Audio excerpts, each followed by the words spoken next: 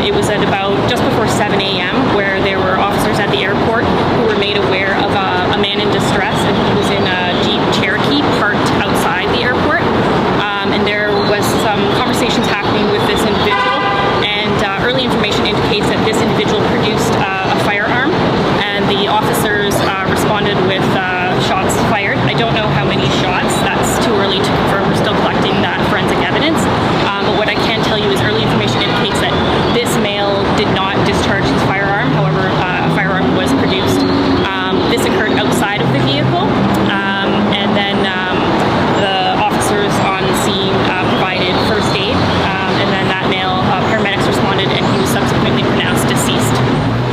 Our officers spent an amount of time trying to resolve the dispute, an immense amount of de-escalation and engagement with the parties. However,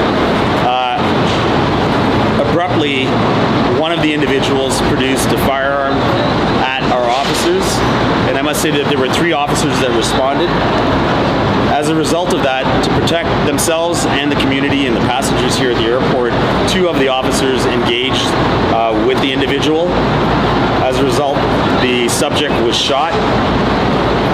Despite the best efforts of those officers, even to provide life-saving remedies to the individual, as well as paramedics and EMS, I can advise you that a man in his 30s has been pronounced dead.